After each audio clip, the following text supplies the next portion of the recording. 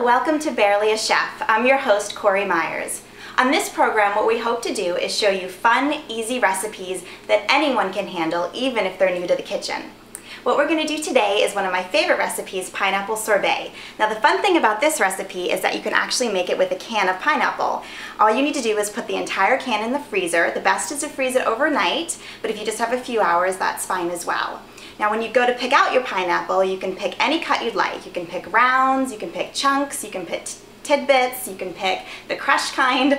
There's lots of different kinds to choose from. However, what I suggest is to make sure that you get it in its natural fruit juices and not in a liquid syrup, because that's going to add a lot of unnatural calories to the sorbet.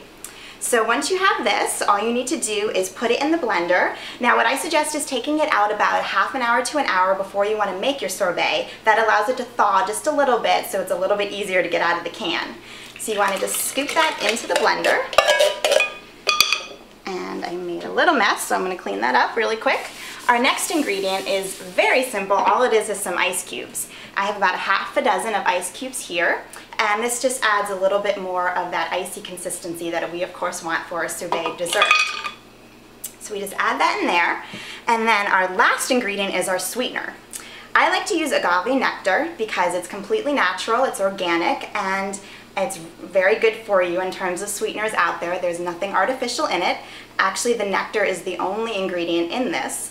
And you can use either light or raw agave nectar. I use about 3 tablespoons, and I just guesstimate on that, so I just usually count 1, 2, 3 when I'm adding it to the sorbet.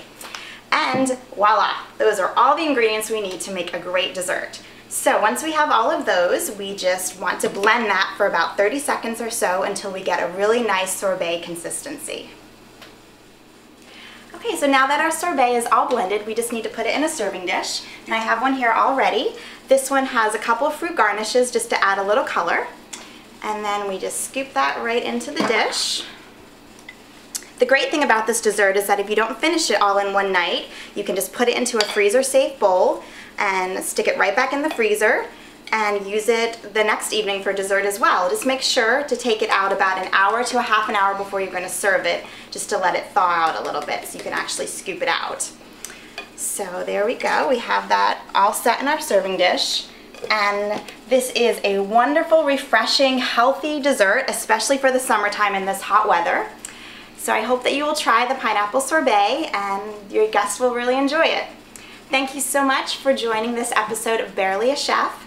I'm your host, Corey Myers, and I hope you will join us for our next episode. Bye.